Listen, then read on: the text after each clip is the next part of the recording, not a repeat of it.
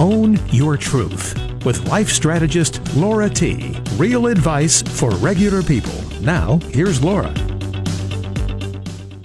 Hello and welcome to Own Your Truth, where we're talking real advice for regular people. I'm Laura T. Thank you so much for listening. I know there's lots of ways you can spend your time, and I am always grateful you're going to spend the next hour with me. As I mentioned at the start of this season of radio shows, each month I'll be interviewing someone who's really living their truth, and by that I mean living life their way. Tonight is one of those shows. And I am super excited to spend time with artist, author, and entrepreneur Jane Pollak. A little background on Jane. For more than 30 years, Jane has transformed and energized the lives of hundreds of men and women through her expert coaching, and she's inspired thousands more through her writing and speaking. Jane is the author of 3 books. One, Too Much of Not Enough, which we're going to talk a lot about tonight. An earlier book, Sole Proprietor, 101 Lessons from a Lifestyle Entrepreneur, and her very first book, Decorating Eggs, Exquisite Designs with Wax and Dye. She's been profiled by the New York Times. She's appeared on NBC's The Today Show and the CBS Evening News. Jane was also a featured speaker at TEDx Mill River. She is a mother, grandmother, and ex-wife of a 38-year marriage. Jane, welcome to the show. Thank you so much, Laura. It's great to be here. I'm so excited that you're here.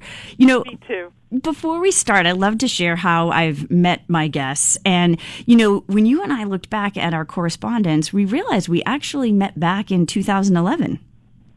You know, I'm trying to remember. Was it through the Entrepreneurial Women's Network, or like a women's? It was a women's group, but I can't remember which one. FNEW. Do you remember? It was. So it was actually a friend of mine was in one of your group coaching programs, and she said, "You should meet Jane Pollak. You should meet Jane Pollak."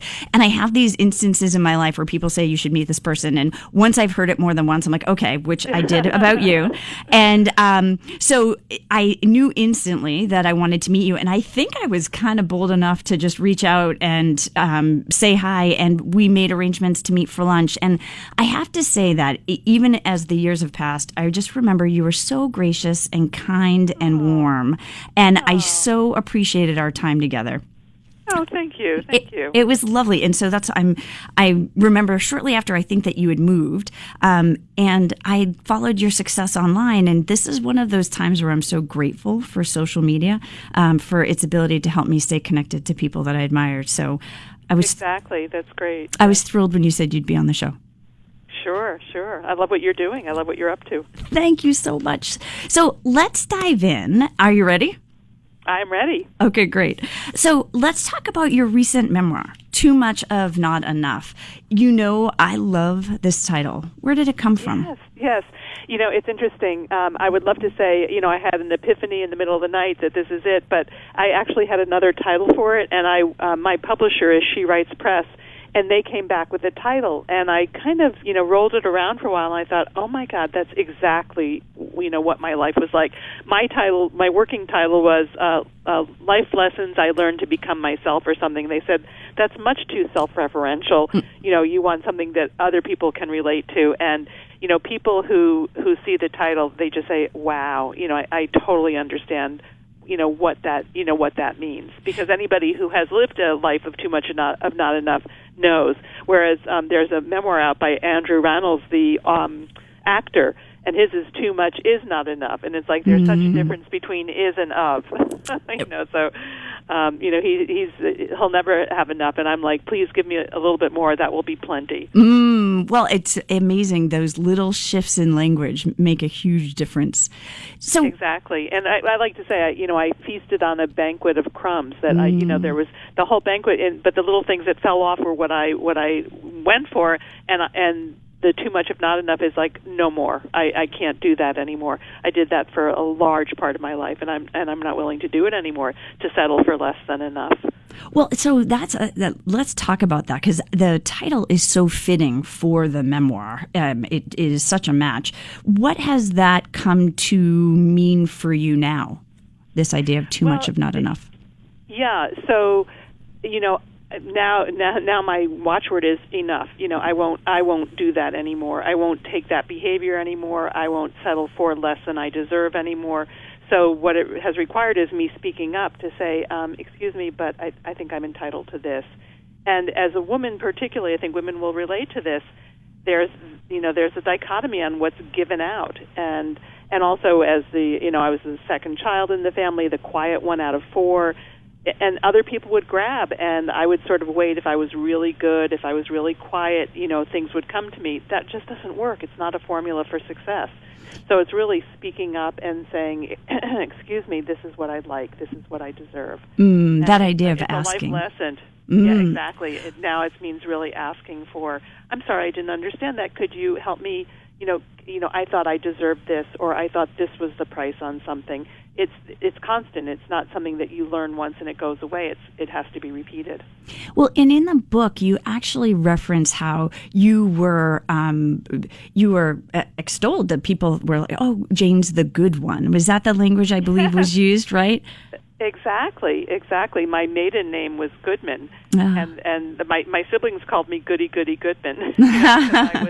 I was so just so conscientious, and that was how I would get my parents' attention. And I thought it was a compliment if my mother said, "I don't have to worry about Jane." And then I realized it was actually the lost child. That like I don't have to think about Jane because I know she's just going to follow suit on whatever happens.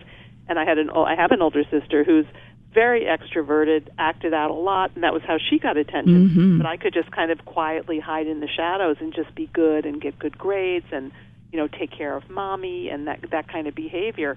And that just doesn't serve, as an adult, it doesn't serve. Well, and it's so interesting going back to that idea we first talked about how shifts in language matter so much, and when we're the parent, how much our language matters to kids, because so much of what we speak is unintentional. It is meant as a compliment at that time, and then how that's carried on as we get older. In my so segueing over to my coaching practice, there are words that I won't permit my clients to use, like just. Not what do they say? Just try a little, because they'll say, "Oh, here's my little brochure." It's like that wasn't. I'm putting together a little seminar. There is no little seminar. It's a way we diminish ourselves, and you have to be really careful of how you language things, because then people will minimize you, and we really don't want that. So I'm very conscious of how I speak things these days. It's so important. What a great lesson. So, I've just admired so much about this book, and it's such a powerful story about your journey and discovering honesty with yourself and in your relationship with others. If you had to articulate one lesson that you want people to walk away with from your book, Too Much of Not Enough, what would it be? I think that it's very widely out there, which is trust your gut. But I knew, in my early 30s that things weren't right. My body was telling me. I like the expression, the body is the midwife to the mind. And and the body doesn't lie. So I was getting these signals, but I was so afraid because I didn't know what to do with them. I stayed in my marriage, and I don't want to say that it was a bad marriage. It wasn't nurturing to me, and I wasn't growing in it. I was growing independently of it, but the marriage wasn't growing. So I don't want to put down the marriage, but I had information early on, but I didn't have a mother to go home to. I didn't have a best friend. I didn't have the resources to leave. And so I think I had to learn what I had to learn. But I had enough information from my body to say that, that wasn't right. And then years later, when we were getting divorced, some things came to light. And it's like, okay, I knew it back then, but I didn't trust it. And I think, our gut is, they say the gut is like a second brain, and your heart, they actually have brain cells in your gut and in your heart, because it's not just the brain that takes in information. So I think we diminish and dismiss the wisdom of our bodies, and I would say listen to your body. And also what happens if you're a fan of Louise Hay, our body tells us things. If your feet begin not to function, if you get stomach aches, what can't you stomach? If you have shoulder pains, what are you shouldering? It shows up in the places. So our bodies are these amazing tools for directing us, and I wasn't listening to it enough. And also I was, hiding it with sugar. I would just binge on stuff because I don't want to feel that. So I'm just going to go to Friendly's and get a double scoop of mint chocolate chip ice cream, and then that goes away. Mm-hmm. So it's all the information is there, and what we choose to listen to, and it's still there today. I have some pain. It's like I feel better when all my kids are calling me. And when they're not, I feel this tension. So my body is holding on to things and is very wise. So I'd say really trust your body. That's fantastic advice. Jane, in this book, there are so many really relatable quotes. One that really hit me was when you say, expectations are premeditated resentments. This really struck me as particularly brilliant. What does that mean for you? I love this when I hear it. A lot of things I reference are from my 12-step recovery, so I don't want people to think, God, she's such a genius. Because this is, you are a genius. You are a genius. What they call the room. So it would be if I were to go to Thanksgiving this year with my extended family, cousins and siblings and all that, and expect that, let me see if they'll all come around to me and, ask me about the book and how the book is doing. I'm setting myself up to be disappointed. I'm setting up that I have an expectation, and then if they don't, I'm going to be like, well, why didn't she ask me about the book? And why didn't he, So it's a setup and I think we do it all the time. And it really is something I've learned not to do, to create expectations, because they're just disappointing. Mm-hmm. So if you can go, I like the expression "wear life as a loose garment," like a loose garment, which is another recovery phrase. Just like go with the flow. Be in the, I think a lot of it is the power of now, and just staying in what is happening in the moment, not going in with an agenda that nobody else has read. When I started years ago, when I started therapy, when I was in my 20s. She said, I started to tell this whole story, and she said, he hadn't read your script. Ah. Like, how did she know? How did she know? I do this, then he does that. And I grew up in a family where my mother would guess, like, is this what's wrong, Jane? Is this what's, so I had this game, and I was the director of a show that nobody else knew they were in, kind of like the Truman Show. And it doesn't work. So right. To be as present as possible, to be in the now as much as possible, is such a healthy way to approach life. And, it sounds like such common sense, and yet that it can be difficult. It just seems natural to set up those expectations. As a coach and author, what specific tools do you suggest to help people stay in that now and get out of the expectation? Well, I had an experience, I think just to pause for a moment, I had an experience. I was in Starbucks about a week ago, and they had a funny thing. It was, they said, use a funny name, for, because they call you out by name. Oh, right. And so, they called out this name, but it could have been a funny name, but it was just an unusual name. And I looked at the person, I said, I think I know who that is. It was somebody I knew from a different part of my life who had changed gender and had chosen this kind of peculiar name. And I said, I wonder if that's that young woman that I know. And then I thought about it, because what I would have wanted was, like, I know who you are, and I'm going to impress you by knowing who you are in this sort of unusual setting of Starbucks. And I thought about it. It's like, well, the reason I know her is because my good friend was friends with her mother who died, so do I want to bring that up, and upset this person?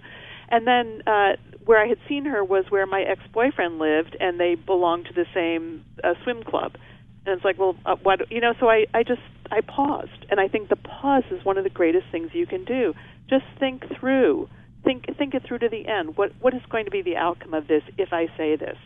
Does it need to be said? Does it need to be said by me? Does it need to be said now? Mm-hmm. And if I can do that process, then I have a much better time, because, if I played that through and I said, are you so-and-so?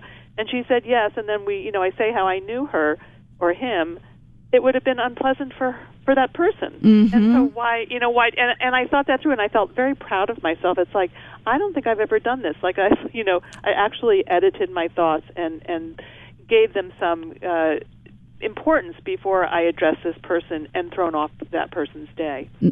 That idea, especially with today's technology and instant gratification, that idea of the pause is really a beautiful one and so important. And I know even for me, it's so easy to be like, oh, wait.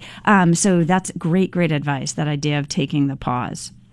it's very simple, and more people should do it. And I tend to cut people off because people like an audience. I'm a very good listener, and so I tend to come in with something. And so not doing that is also something, allow people to finish their thought, to get through what it is they want to say is very helpful. Excellent. That's excellent advice.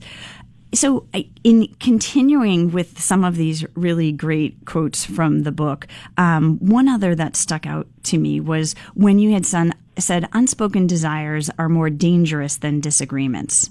Can you talk more about that? I have to tell you, you had mentioned that in an email, and I looked it up. I couldn't find it, so I can't really speak to that. I don't remember. Well, wouldn't it be awesome if I said that? No, I don't know where it came from.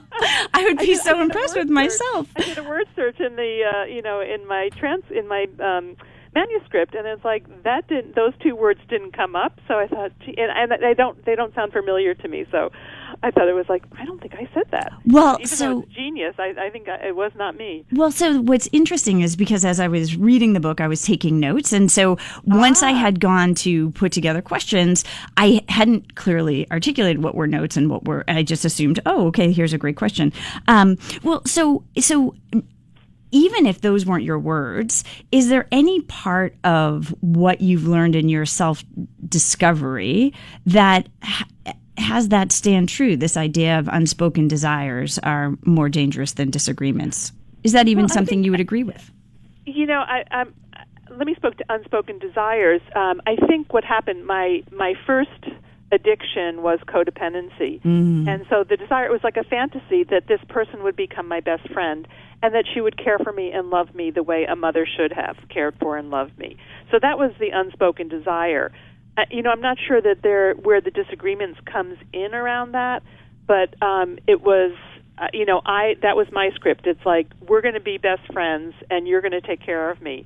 And the model that I had was my mother would say, I love you, I'm sorry, I don't have time. So it was this sort of, I used the illustration I used on that chapter as a fish hook because my mother would hook me like, I love you so much, I don't have time. So I would get hooked and then reeled in, but then disappointed. It's, like Charlie Brown and Lucy with the football.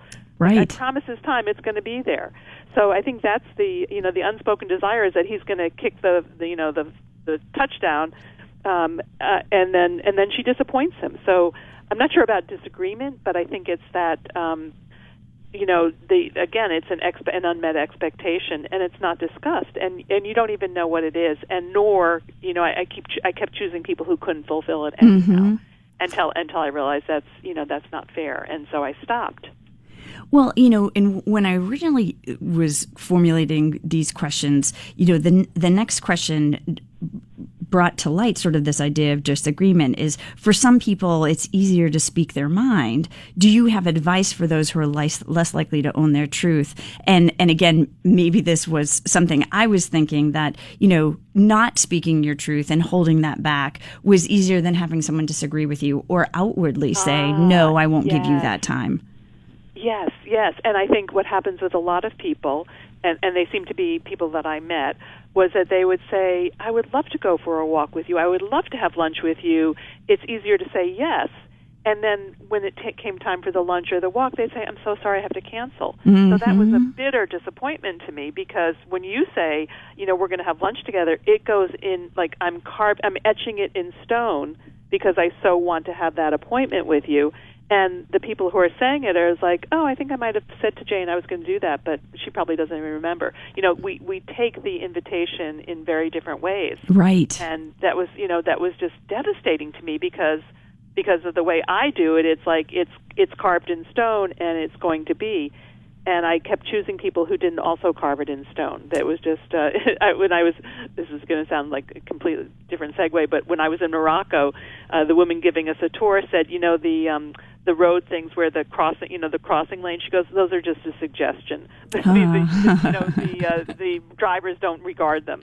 So to them it was a suggestion. Yeah, I'd like to have lunch with you. Oh, you wrote down 2:00 on Tuesday. Oh, sorry, I didn't.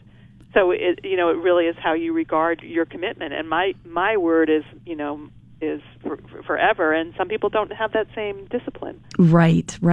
And so how do you suggest, when you have, I look from my area of work, I look at it as different behavioral styles. And when you have those two differences, how do you learn to speak your word or speak your mind, or do you sort of just choose different people? How would you recommend people go about finding their way? It really was discernment. So, if somebody said to me, we should really have lunch, I would hear that as, let's get together next Wednesday at such and such. And what I heard was we should have lunch is not let's have lunch. Mm-hmm. So I began to discern the language. And then what I would like to, what I would do is I'd say, good, when? And if they said, oh, I'll get back to you, that's what I would notice, that, how committed were they? So I began to dismiss or disregard people who said, oh, I'd love to get together with you. And I'd say, yeah, that'd be great. Rather than, because I realized they were just, there's a whole term called people pleasers. They just want to make you happy. And I surrounded myself with people pleasers, and because they made me happy, and then I'd be disappointed. So I look for people who say, I'm available next Tuesday. Are you? It's like, yes. And often they're the ones who are a little bit less shiny. It's less sexy. There's something very alluring about somebody who's seemingly unavailable, and I was very attracted to that ooh, shiny. It's like, oh, sign me up. But now I'm not looking for that anymore. I'm looking for someone with their feet on the ground, who can do what they say they're going to do with integrity. Yeah, I love that. Again, I sort of hang on to your language. That language of discernment is so smart and such a good way to look at your interactions with people.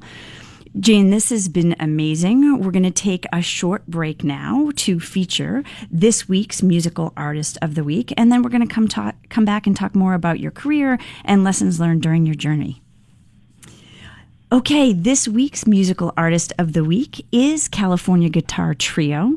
If you recall, during my interview with Paul Richards a few weeks ago, I mentioned Paul generously gave me a list of songs to choose from for that night.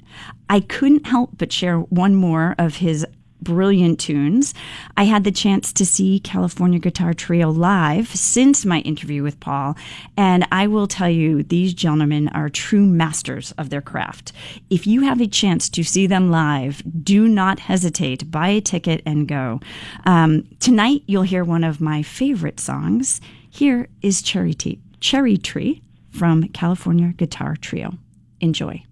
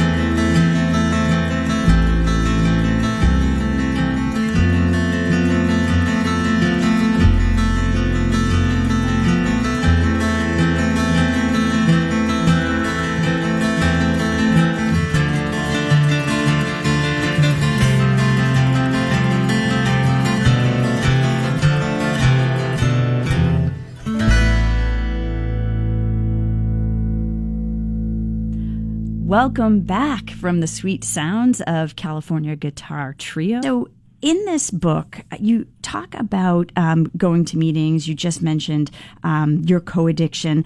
I'd love to have you describe how you saw your addictions. I don't think everyone would see it the same way. You know, addiction is a very charged word. So it was funny. I gave a talk in Toastmasters once, and I said I have a sweet tooth, and that's not as challenging as I'm a sugar addict. I was a sugar addict. I thought about sugar. I thought about when am I going to get my next fix? When can I get to Friendly's? A friend of mine said, a pint of Haagen-Dazs never spent a night in my house. If there was sugar that I liked in my house, it was gone. And so I had a very unhealthy relationship with sugar, and I imagine a lot of your listeners can relate to that. Absolutely. I was fortunate it wasn't alcohol, because sugar only makes you heavier, give you cavities. Eventually it'll cause more illness, but it was not as it didn't cause me to be late for work or any things that alcoholism can do.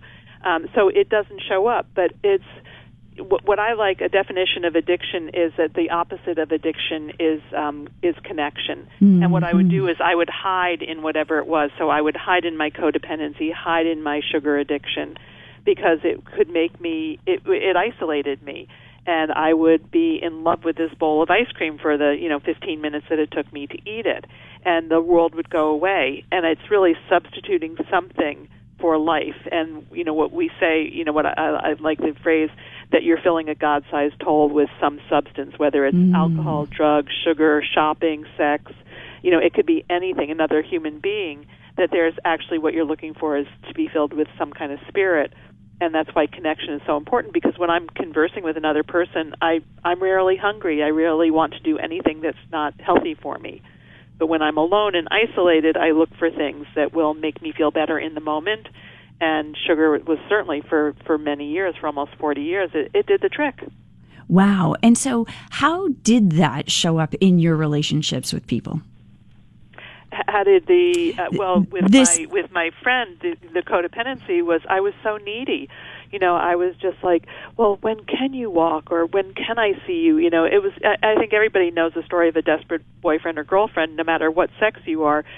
Somebody who would drive by your house, or send unwanted notes, or there's so many more ways to do it now online. Right. To stalk you. And I was having some of those behaviors. I couldn't get this person out of my mind. That's a sickness. That's beyond a healthy relationship. And when my first recovery program was Codependence Anonymous, and what was so great was that everybody else in the room was describing exactly what I was feeling. It's like, oh, there's actually a name for what I have here, that I was using people to fill me up. So, it was, and I weep for that young woman. I was in my 20s, and I didn't know. But now that I know, it's crystal clear to me, and I can see when behaviors become. I don't think I mean, I can addict to a lot of things. Like I like watching a particular Netflix show, but I can stop myself. It's not it's not in any way interfering with my life. My relationship with this friend completely interfered with my life. It interfered with my mothering. It interfered with my relationship with my husband. It was a mess, and it took me. It was huge to take that step away and say I can't do this anymore. And that became. That's really where my book starts. Is that I fell off a cliff, and my life completely changed and opened up into, they call it the fourth dimension, a way of life that I never knew existed before, which I'm so happy I've discovered. And so how did going to those meetings help you get to this fourth dimension, this place that you couldn't have imagined before? Well, there's so many things that people don't talk about. And I won't swear, but a newcomer to one of my meetings said, "You talk about real S blank blank blank in here." It's like, where do you talk about the real stuff? Right. And so here are these people saying, I did this sexual behavior because I'd rather be with somebody than be alone. It's like, well, I never get to hear that any place. That's real. That's really how people behave. And so I heard real people telling real stories about their lives and their relationships, and it's like, me too. and there was a solution. There was, you could pick up the phone and call somebody else. You could get on your knees and pray. You could go to a meeting. You could call a sponsor. I mean, there were a list of tools, and by doing those over the 30 years that I've been in recovery, I've gotten better. I have healthy relationships. I ended that unhealthy relationship. And I have tools for being in life that I never really had.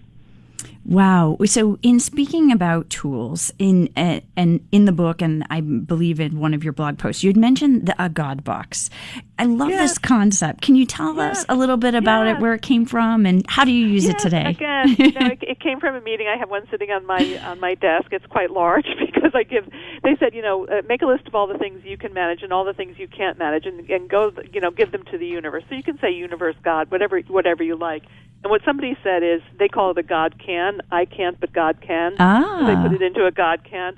So I had a little thing, and I would write down, I actually wrote down the phone company, and it's like, I'm not getting on the line, I'm not, and I put it into my God box, and I dated, and I took it out in order to prepare for this call, and I thought, oh, that went away, and I looked at all the things, meeting my ex-husband's significant other at Christmas last year. It's like, how do I do that? I gave it to God, and somehow I did it. So all the things that I worry about, it's someplace to put them. Because otherwise, there's all this free-floating anxiety. So I have a jar full of things that I've given to God. And, when I take them out, one at a time, it's like, well, that was taken care of. That was taken care of. It is, it's a letting go. And let go and let God is another very common, 12-step, recovery, slogan, which I love. That is fantastic. Out of my control. Thank you. Either you love it or you don't love it. But for me, it's like, oh yes. And that's why they become cliches. Like one day at a time is now a cliche. But that started, that's an AA, an Alcoholics Anonymous thing. All we have is, I can't give up drinking for the rest of my life or whatever it is. But could I do it for could I do it for an hour? Right. Could I do it for a day? So, they've become part of our vocabulary now in the world at large. I think AA is 70 or 80 years old now. Well, that tip is one that I'm going to implement. I love it. So in looking at your trilogy of books at this point, not that they're a trilogy, that one flows necessarily into the other, but it seems that each one is a snapshot. So you have Too Much of Not Enough, you have Decorating Eggs, Exquisite Designs with Wax and Dye, and then Sole Proprietor. What is the common thread between the three, if there is one at all? It's hard to say. I think more between 2 and 3, because the Decorating Eggs is really a how-to. But in all of them, I'm the protagonist. I'm the person, who's doing the talking. And the Decorating Eggs actually was a personal story about how I got involved with them and how I did them and how I expanded the craft. And I think I think throughout it's me taking responsibility for my life and, coming to the greatest fruition with Too Much of Not Enough, where I am taking 100% responsibility for my life. I think back in Sole Proprietor, I still blamed a little bit. I tried not to blame at all anymore, to take, equal responsibility for everything that happens in my life, because I'm a 50-50 partner in whatever happens. And I think, so many people, they say, when you point a finger at somebody else, 3 are pointing back at you. Mm-hmm. You hold your hand out. And so it's like, what's my part in this? And I think, I don't know that I took full responsibility in Sole Proprietor. I definitely took full responsibility in Too Much of Not Enough. And as far as Decorating Eggs, that was 1996 it came out, so I don't even remember. I love the craft, and I wanted to share it's all sharing my experience, strength, and hope, my wisdom, my knowledge, and what I love, what I've learned. Fantastic. You just said, what is my part in this, right? And I think that idea is such an important one for the good things as well as the things that aren't going so well, right? I think that it's easy for us to overlook the really good things that are happening. Wait a second, what is my part in this? And how can I create more of this? I just heard somebody, it's something that I was aware of, but she said, she challenged a group that I'm in. It's a membership group, and she said, I want you to think of the person you admire most and write down all the qualities about them that you admire. They're intelligent, they're curious, they're in, a state of wonder, they have a nice sense of humor, blah, blah, blah. And she said, and I have a surprise for you tomorrow, and the surprise was, those are all qualities you have in yourself, because in order to see them, you also have to have them. So you can be the person that you admire. And I think that's, true of what you just said. And what a great exercise, too, in that idea it is a good exercise, yes. Writing down all those characteristics. That's a great exercise. So, Jane, we've talked about your really fabulous memoir, and I'm wondering if you could give your younger self one piece of advice, what would it be? It's such a good question, and in my coaching training, we had an exercise called Future Self, and we were to envision, where we would be in 20, 30, however many years. And part of it was, what was your future self? And by the way, I dedicated my book to my future self because it's, who I'm becoming. And she was so generous. We had this whole interaction, a whole visualization. And she said, you're doing everything right. You're just doing everything right. And I think that we're all so hard on ourselves. Mm-hmm. And the way to get where we're going is to keep doing what we're doing. I don't think anybody's doing stuff wrong, for the most part. Right. But we all have this timeline. It's not happening fast enough. Why aren't I seeing results? But, my future self's advice to me was keep doing exactly what you're doing. And it felt exactly right. It felt like that's really true. What would I do differently? Try harder? No. And I just heard Judith Light speak. She was on a podcast with Alec Baldwin. And she said, people are always asking me, how do I get an agent? How do I find a manager? And she said, that's not the right question. Mm-hmm. Are you enjoying what you're doing? Are you being the best person you can doing what you're doing? Are you raising healthy citizens? Are you a good citizen in the world? She said those are the questions to be asking yourself, not how do I get? And I thought that was really sage advice. And she said, that there was something greater than ourselves that was at work here, and that in being the best self you can be, then the opportunities arise, not by forcing them and pushing them. And not that you don't try to get an agent, but it's really who you're being, and how I'm being in this moment, going back to this moment, this day, the now. How am I being right now? And that's really what you're looking at. And I was looking at my, all the things that are coming up for me towards the end of the year, and they were all things that I didn't plan. Like you found me.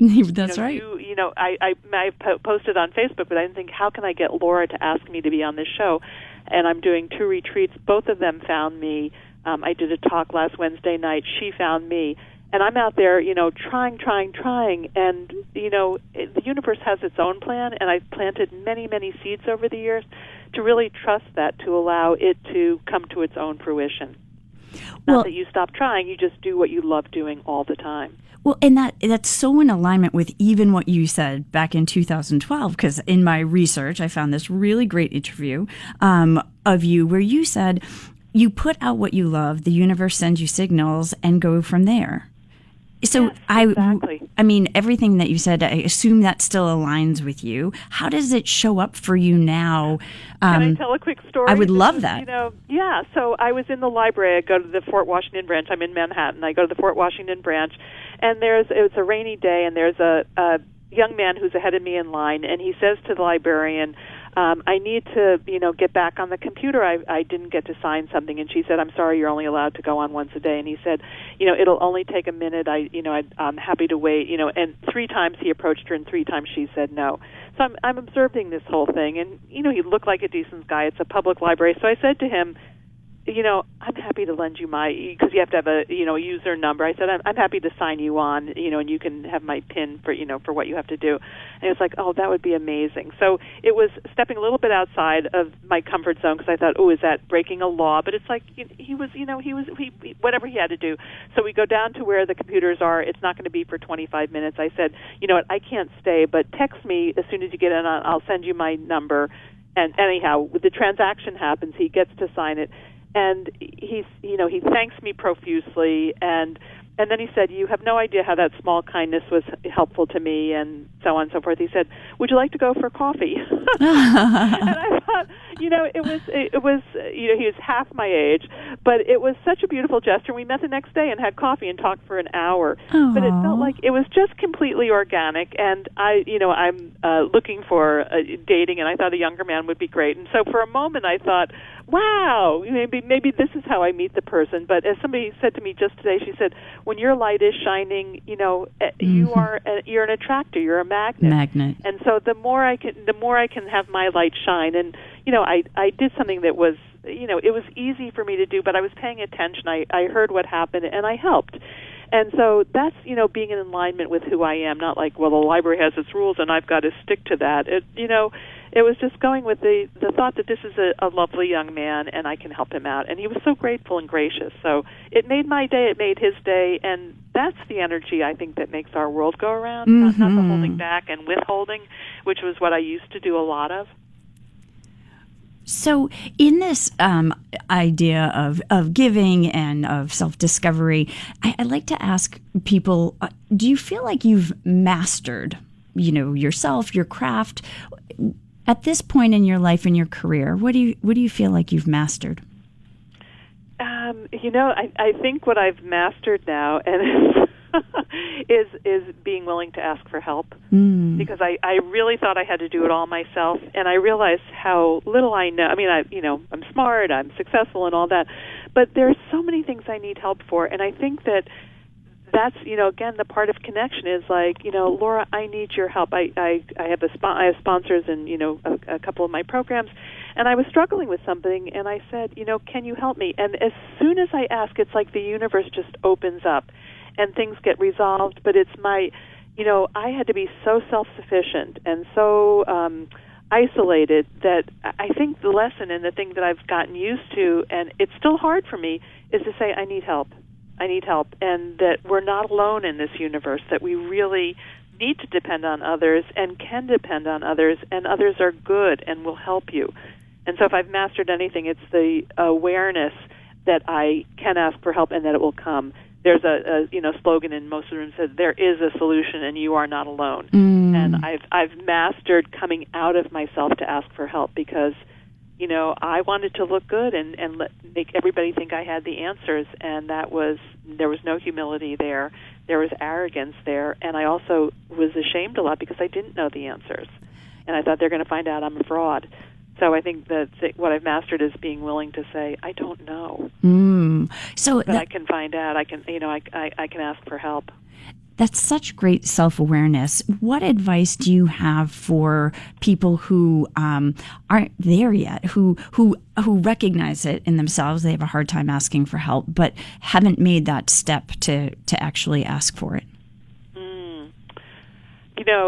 I'm Jewish, and when I was doing my step work, one of the things is pray for, like it's a 7 steps. It's some kind of prayer. And I said to the person who was helping me, I don't get on my knees. And he said, don't think of it as kneeling. Think of it as assuming a posture of humility. Oh, that wow. When you're actually on your knees, there's a posture of humility. So I would say, if you can't do anything, just get on your knees and say, I don't know how to do this. It doesn't have to be anybody specific. Just assume a posture of humility and say, I need help. And amazingly, somehow there'll be a hunch, an intuition or something will come when you do that, because we're not alone and there is this divine connection. So I'd say, humble yourself and get on your knees. So true. And this idea of connection becomes more and more important as we believe we're connected online, and yet there's less connection, human connection. Exactly. I need to touch people. I need to be eyeball to eyeball. And I love Zoom. I love being able to see people virtually. But then the screen goes dark and there's nobody to hug or hold hands with or anything. So, I'm really out and about every day so that I have some kind of human connection. It's essential to my soul. Well, I am so appreciative of our time together tonight. I want to thank you so much for sharing your story and your great advice. Tell listeners how they can find you after the show. I have a website, Jane Pollak, and it's Pollak. There's no C in my last name, janepollak.com. My book, Too Much of Not Enough, is on Amazon, Indie Books, Barnes & Noble, so you can get it that way. And you can go to any bookstore and order it. It's distributed nationally, so you can get it anywhere. Jane, thank you again. It is always great to reconnect with you, and I hope I get to see you sometime soon. I hope so, Laura. It was wonderful to talk to you. These were great questions, and I just loved your interest and your what you're up to these days. Well, I appreciate it, and we will definitely be in touch soon. I want to remind all the listeners I love and appreciate your thoughts on tonight's program. So be sure to visit Own Your Truth with Laura T's Facebook page and give me your feedback. Don't forget, if you missed a show live or you want to share this show with friends, you can catch replays on the Own Your Truth with Laura T podcast, now available on iTunes. Remember, you can search the show, download episodes, and listen whenever you want. This is Laura T on Own Your Truth. Hear you then, and good night.